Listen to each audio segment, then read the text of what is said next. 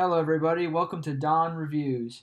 This week, I'm going to be reviewing Aquaman, Sub Diego, a 2004 comic written by Will Pfeiffer and art by Patrick Gleason. Before I start with the story, let's talk about the art by Patrick Gleason. The art is amazing, simply that Gleason's most recent work being Superman Rebirth with Peter Tomasi, where he has a cartoony style, the same type of style that he had on Batman and Robin. But his Aquaman style, it's a little more, I don't know, real. Not real as, say, Ivan Reis or Alan Davis, but real enough that and he has his own little cartoon flair, and it makes it very unique and distinct with other comics, definitely of that time and definitely of today. With that said, let's get on with the story. Before the events of this book, there was a giant earthquake that sank half of San Diego into the bottom of the ocean.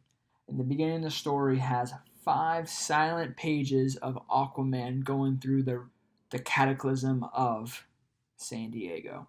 And it is horrifying and beautiful at the same time because, like I said earlier, Gleason's art is amazing. It's stellar. And this right here shows it. He goes through all the destruction, seeing all the death, and he comes up to the surface and he sees the retrieval team and he says to them, they're all dead, and just goes away back to the ocean. A month later, a boy emerges from the water, alive. He runs to the sand and then dies. Security on the beach try to get the boy to the hospital, but it's already too late. Aquaman is there to help the surgeon with an autopsy. He tells them to look underneath his throat, and they find gills. Yes, the people who survived the earthquakes have grown gills. The second person to emerge from the sea is a girl named Lorena, who will become Aquaman's new sidekick later on. Aquaman brings her to the watchtower and finds Martian Manhunter to help him see into her mind to see what happened on that day when San Diego had the earthquake. He sees all the destruction and he sees the surviving people, and then he goes down to the ocean. He lifts up the fallen skyscraper and saves the people.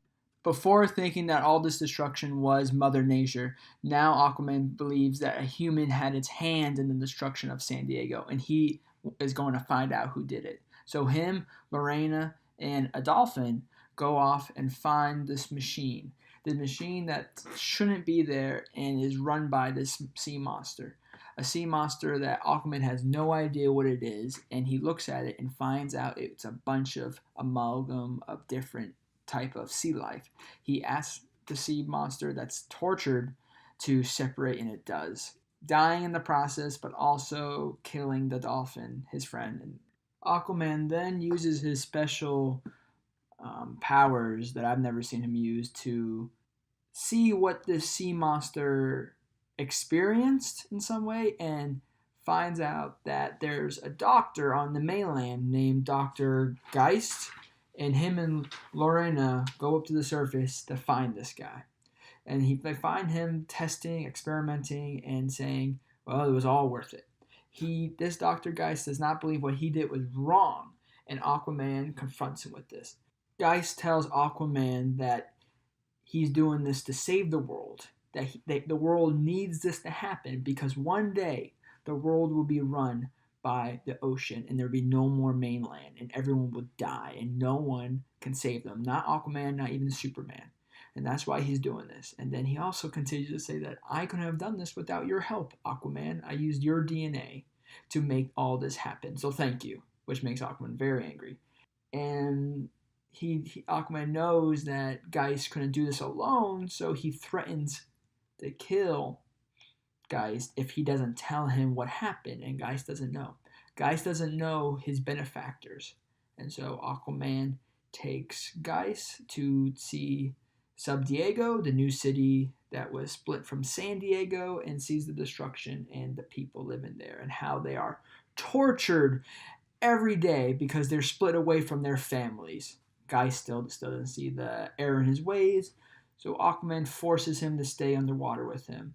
But Geist tells him, well, I have these benefactors put this bomb in my head, and they can kill me at any moment, basically. And Aquaman uses his water hand to go inside his brain and take out the the bomb, and it was very cool. All his powers in this book that I have never seen before are very cool. His aqua powers. I have no idea how you got him, but I digress.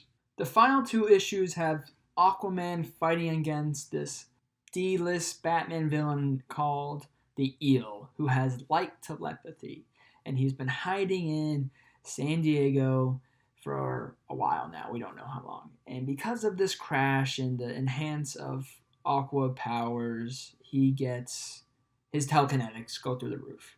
Aquaman contacts Batman, and Batman gives him this device to lower the eel's powers to 1%. Aquaman uses this device on the eel. His 1% of power is very powerful. The eels makes this barrier around them so Aquaman can't call for help from a shark, from the dolphins, from anything. But the eel didn't realize that Aquaman can call the power of the plankton. And the plankton attacks the eel from the inside, paralyzing him and making him not be able to move, winning the day for Aquaman and all of San Diego. I would say the best part of this story is the world building, how we learn about the people of San Diego and how they're surviving and living through this terrible time in their lives. And this story goes through a very long time. It's about 5 months. 5 months living under this water and adapting to this new life. And for the most part, these guys, these men and women don't know what happens, and they just think they just grew gills. And it's very sad for the most part because a lot of their thousands of people die. They build memorials on the mainland to remember the fallen. Then everyone learns that not everyone's dead and no one knows what to do, and it's up to Aquaman to take up action. I would say this is very good writing for the most part, and which goes to the worst part of this book being Will Pfeiffer is only on this volume. And for the most part, that's fine, but it's not a complete story. This is part of a story that is not finished in this book. And like I said, normally this is not a problem. This is a volume one and a however long run, but it's only a one volume run for this writer. And I don't know if the vision of the next 2 volumes of this series is the same one from the beginning, and it doesn't really help its case. I can hope it is, but as of right now, it's a hindrance. We don't know who the Geist's bosses were. We see them, and they are like boardroom people, and they don't like how Aquaman is becoming the ruler of San Diego. And they, at the end, the last panel, the last page is the main guy, I guess, saying we're gonna show them who's their real leaders. We went through all this work. We're gonna go there and we're gonna protect the city. I really love Aquaman in this book.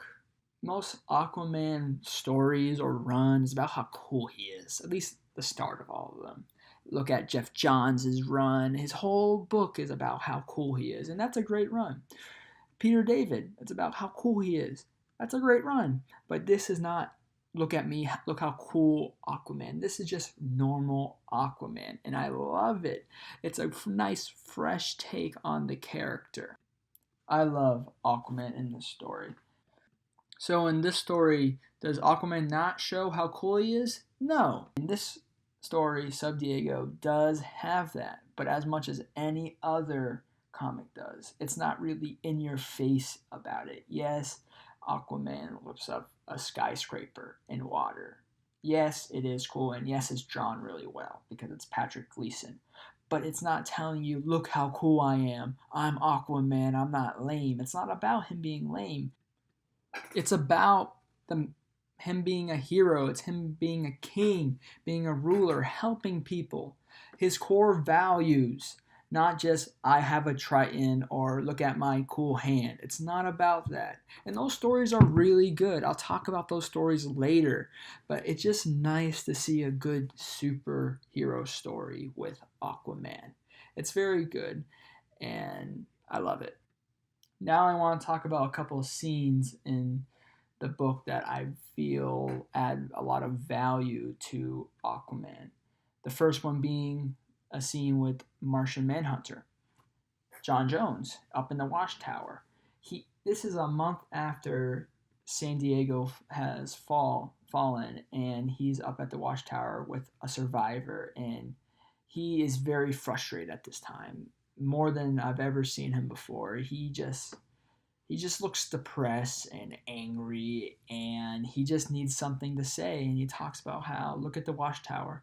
We're in space, very isolated, but very away from Earth. Why aren't we on Earth? We should be on Earth. We should be underwater. If we were underwater, maybe what happened to San Diego wouldn't have happened. He doesn't say that last part, but that's subtext. And he just looks at Martian Manhunter and he's like, "I'm sorry. I've been under a lot of stress lately." And Martian Manhunter says, "Yes, I understand." And then he goes help him because they're friends. The next interaction I want to talk about is the one with Batman, when Batman gives Aquaman the device to help him. Batman asks, do you really want this machine? Do you want this easy way out, or do you want the chase? Do you want what Barry liked, what Superman likes? And Aquaman's like, no, I want this done.